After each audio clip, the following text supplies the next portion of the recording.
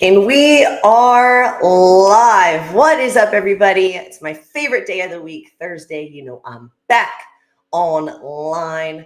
Um, Sorry for the delay. I have honestly had the hiccups since 7 a.m. this morning. So when I tried to get rid of my hiccups, they say hold your breath, take a gulp. Well, I held my breath, took a gulp, and then I swallowed it down the wrong tube or the hole, whatever you want to say. But I've had a coughing fit for probably like the last 3 or 4 minutes from trying to get rid of my hiccups. But guess what?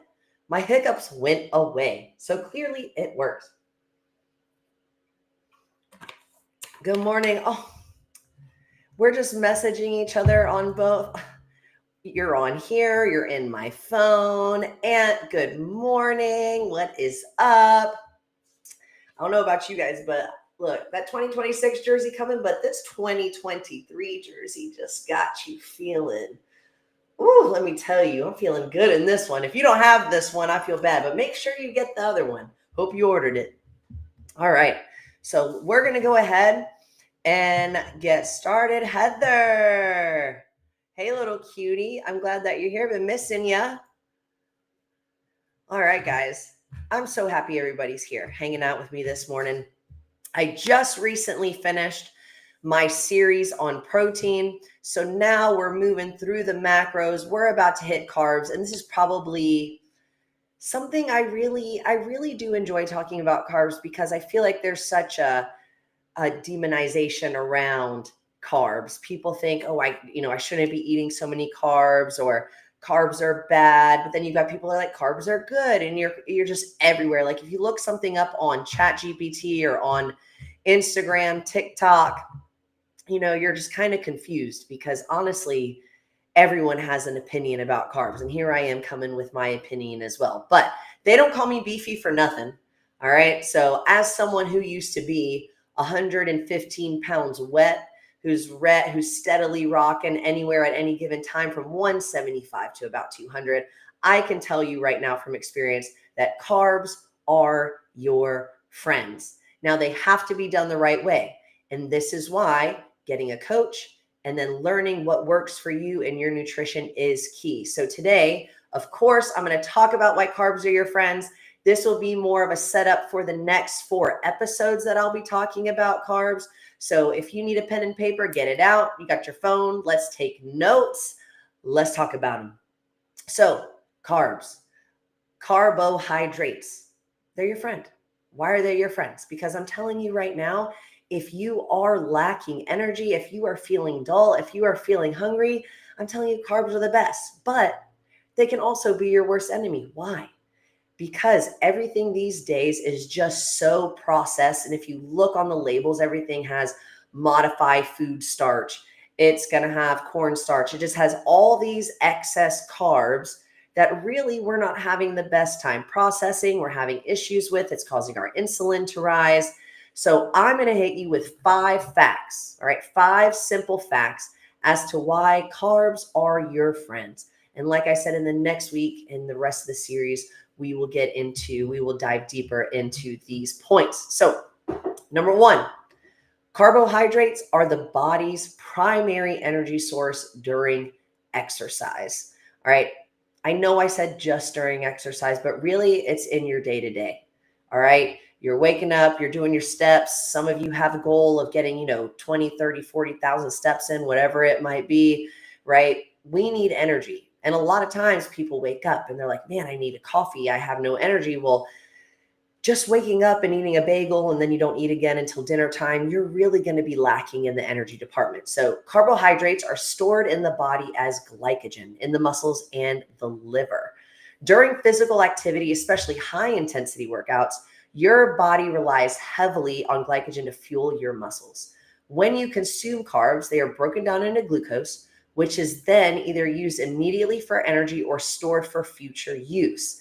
Having adequate carbohydrates intake ensures your muscles have enough glycogen to perform optimally, delaying fatigue and improving endurance. Now, you have to ask yourself, why is it that we have carb gels, we have carb gummies, they're always like, Right now we're training for beach brawl. And if you're in the beach brawl chat, you'll notice Savannah has said, make sure you're bringing something to eat in between workouts because you got to get your energy up. Why do you think when you look on the back of a Gatorade bottle, it has 25, 30, 40 grams of carbs? Why?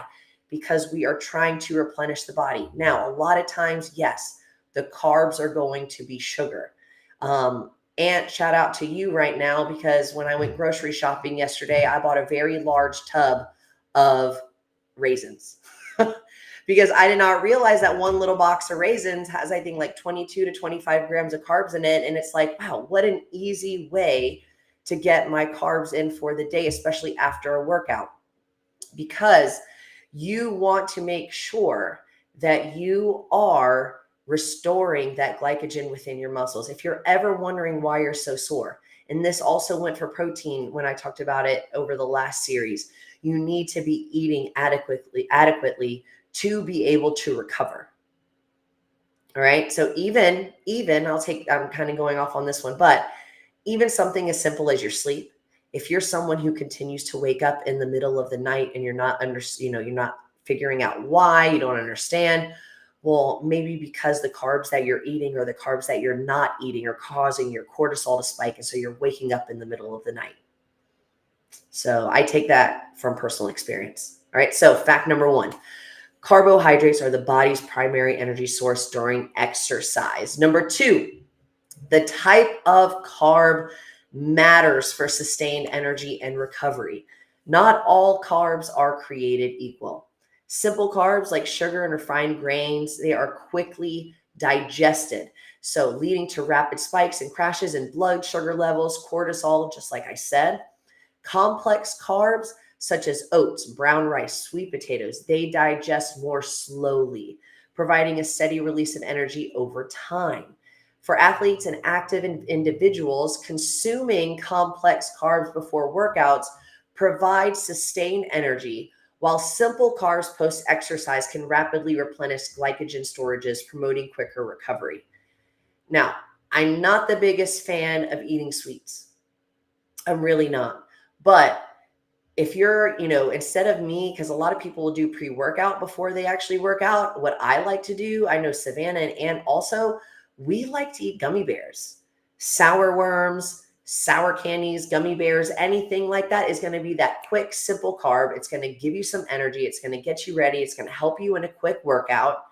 However, if you are needing sustained energy, maybe it's a longer workout. Maybe you're just needing energy for the day, where you're going to need something not as simple, because simple is broken down, complex is longer. Write that down. Simple gets broken down and digested quickly. Complex lasts longer and digests slowly. So when I said that I was having issues with sleep, what I was doing was I wasn't eating enough carbs that were complex before bed. So I would wake up with that kind of like whooshing high energy feeling in my head. But once I started having some rice or even a bagel before bed with a little bit of butter on it, I am sleeping like a rock. All right. So if you are training, and especially with competition coming up, and that'll be one of my episodes as well, you need to be practicing with your carbs. Right. That's why, like right now, Endurance Club, we're getting ready to go down to the triathlon. And some people really need to figure out what their nutrition needs to be, because you have to know when you're getting out of that water and you're on that bike and you're going, what do you need to keep going? Because then you're going to have a run right after, right? You don't want to crash. You need to keep it steady going up. So we're sucking down gel packets. We're eating Sour Patch Kids. That's probably my favorite while I'm out there and it's hot. I'm needing my mouth to water a little bit. It's awesome, but you have to figure out what works for you. You can't show up to game day not knowing what to eat, and then we've got some crashes or some tummy issues going on. So number 1, carbohydrates are the body's primary energy source. Number 2, the type of carb does matter. Number 3, carbohydrate intake can influence hormonal responses related to performance and hunger. So consuming carbs stimulates the release of insulin, a hormone that facilitates the uptake of glucose into cells and promotes glycogen synthesis. Proper insulin response helps maintain blood sugar stability and prevents excessive hunger. Moreover, carbs can influence the secretion of serotonin, which then affects your mood and focus during training. Balancing your carb intake can then optimize your hormonal response, supporting better performance and appetite regulation. So if you're ever wondering why a lot of athletes, when I do increase their carbs as with my clients, at first it's really hard. All right, we're all moving through this, increasing our carbs to 200 plus grams every single day. And in the beginning of that, you're like, I don't think I can eat anything else. Well, after a while with training and you actually training your body to eat a little bit more, then you're getting hungry again, because also now, all right, now that excessive hunger, all right, that leptin, that hunger hormone, that's sending that signal to your brain, you might not snack as much either, right? So what I talked about earlier when I first started this podcast, when I was talking about glycogen and insulin and how it has that effect on your body, with all the processed carbs that there are, why do you think we have such a pandemic with insulin resistance? All right. Why do you think people are having such bad hormonal issues? It's because of the insulin. All right. Because guess where glycogen is stored? In the liver. Oh my gosh, my light changed. I don't like that one. Put that back. Oh, who did that? All right. So you need to make sure that you are consuming the right amount of carbs, and not only the right amount, the right type of carbs. All right. If I had to recommend any carbs, I'm going to say sweet potato and regular potato. Why? Because it doesn't cause that sugar spike. Let's talk about a sugar spike really quick in the body when we're eating certain things. One thing I am super against is oat milk. Honestly, I'm not the biggest fan of oats in general, just because they have zero nutritional value. They just take a long time to digest. So yes, in essence, okay, great, they're okay. But oat milk especially, just like a soda, so oat milk and a soda are going to be the same thing, and you think you're over here being healthy. Oat milk is going to spike your blood sugar just as much as drinking a Coke will. But people don't want to put those two and two together, right? And why? Because processed carbs like that create spikes. And that's why we're having so much insulin resistance and so many problems with our blood sugar levels, is because of all this crap that we're eating. If you're going to eat carbs right now, Ant is eating strictly vegetables for his carbs. He's not eating any what we would call dirty carbs. And what I refer to as dirty carbs is going to be rice and oats and bread, right? Because those aren't as easily broken down in the body, right? But they do last longer. But you have to also know that there are some people that they do have more issues processing different types of carbs if they are too complex. All right. So you have to really be figuring out what works for you, because you can't show up to the triathlon that day and do like I do and eat a half a box of cereal and expect to be okay. I've never been okay. I just really like the taste. Moving on to number 4. Timing and quantity of carb consumption are critical for optimal results. Strategic timing of carbs, your carbohydrate intake, can enhance athletic performance and recovery. Eating carbs 1 to 3 hours before exercise ensures adequate glycogen stores, while consuming carbs immediately after exercise helps to maximize glycogen replenishment and muscle repair. The amount needed varies based on A, activity intensity and duration. 2, and endurance athletes may require more carbs than casual exercisers. However, overconsumption can lead to unwanted fat gain. So portion control is key. This is probably where I see the biggest issue. And I'm speaking for myself and myself solely. So when I was making the transition from being smaller, from being 115 pounds to wanting to lift heavy, to perform, to compete, I was eating a lot, and I was eating a lot in excess, but I had the ability to gain more. All right. So, and when I say that, it's because I was very, very thin. I was a very thin. All right. So when I decided I wanted to gain, it takes a lot to get to that point as someone who is more lean to gain that much.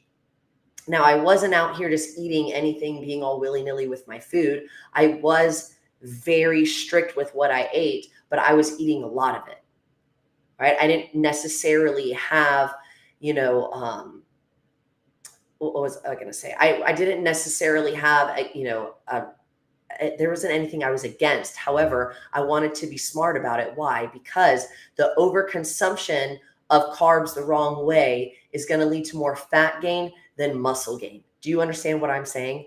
So if you're not eating the right type of carbs in the right way to support your training based on how much you are training, right? You have to be eating more. If you are training really hard, you need to be eating more to support that type of training. All right. We talked about this previously as well, is that if you are not eating enough to support your bodily functions, you can't expect your body to gain more muscle, to lose fat, to support you in a workout if you're not already supporting your bodily systems and functions.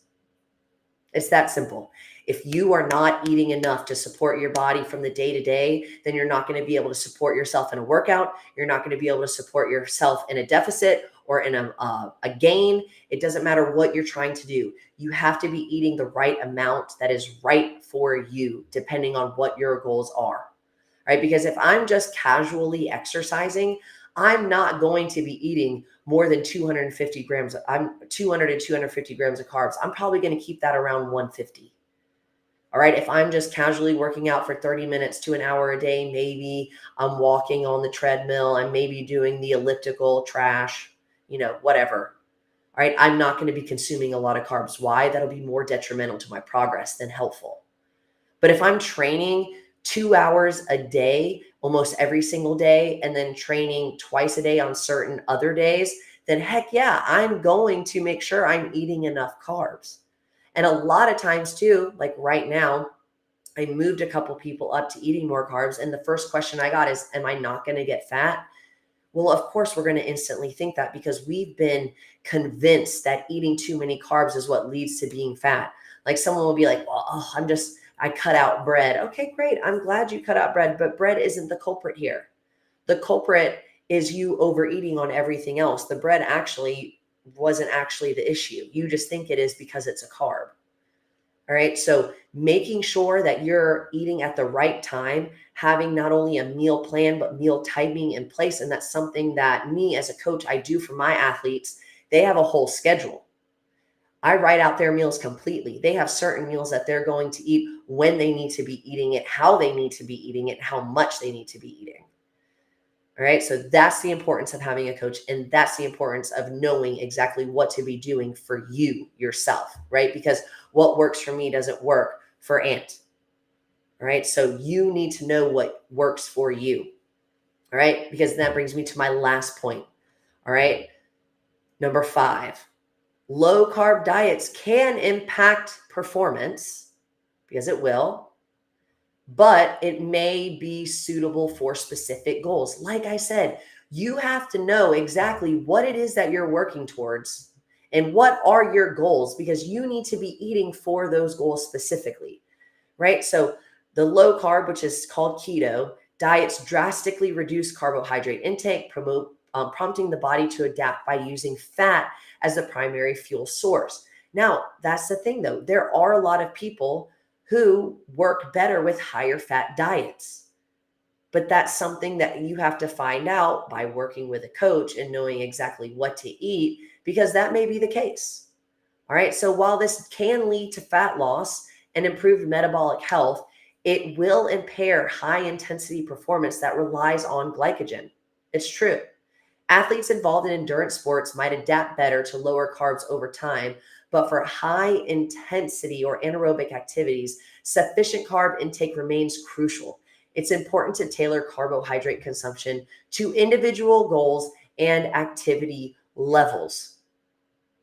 All right. So we're talking about the effect it has on your hormones. We're talking about the effect that it'll have on your workouts. And we're talking about the effect that it has on your goals. All right. That carbs are a big deal. All right. And they're not evil. Right? They're not evil. What they are is foreign to you because you don't know what to do or how to eat your carbs. You just don't know exactly what it is that you should and shouldn't be eating. You don't know what carbs work for you. You don't know, you know, if you should be high carb, low carb.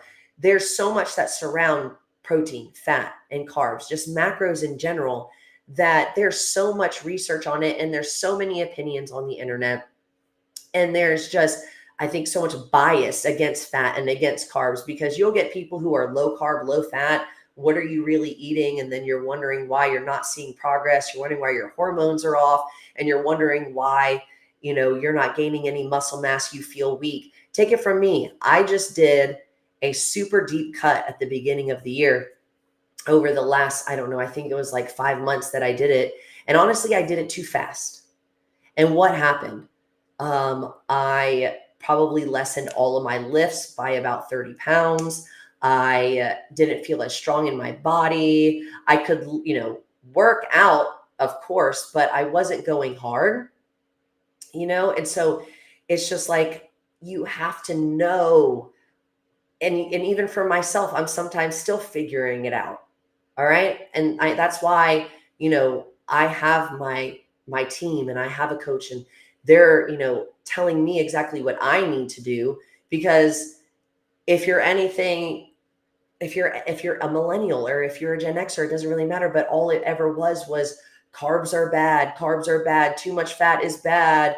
Don't eat too much protein. Oh, it's bad for your kidneys. Like, there's just so much around protein, carbs, and fat, which is why I'm just so excited to be doing this series right now. So, like I said, this was just a basic outline. We're going to dive deeper into carbs over the next 4 episodes. I'm going to go over these points one more time. All right. And next week, we're going to get into energy and recovery and how we use carbs. So, number 1, carbohydrates are the body's primary energy source during exercise. All right. It's stored as glycogen. You need it for fatigue and improving endurance. Number 2, the type of carbohydrates matter for sustained recovery and energy. All right. Remember, simple carbs, they digest quickly. Complex carbs, they digest over time, more slowly. All right. Number 3, carbohydrate intake can influence hormonal responses related to performance and hunger. If you're constantly snacking throughout the day, if you're not sleeping well, we need to take a look at what you're eating for your carbs and how you're eating your carbs as well, because we need some blood sugar stability. Number 4, timing and quantity of carb consumption are critical for optimal results. You need to know what you're doing. If you are training for something, you need to have a specific meal plan and meal timing in place so that you are able to use your carbs effectively and efficiently. And we need to be eating enough of those carbs for muscle repair, especially after our workouts. And then number 5, low carb diets. They can impact performance, but they may be suitable for specific goals. So just depending what it is that you're working on, that is what your carbs need to be. So if you're unsure about what you should and shouldn't be eating, if you're unsure about your nutrition just in general, on how to eat, when to eat, your hormones, anything like that, send me a DM. All right. I'm at Coach Beefy, Coach_Beefy on Instagram. You can email me at eastatlanta@ox.fit. You can drop a comment in this podcast. I'm telling you, there is a right and a wrong way to eat carbs, but there is no such thing as a bad carb. All right. I'll see you next week, getting into the next phase of this carb series. See you then. Let's go.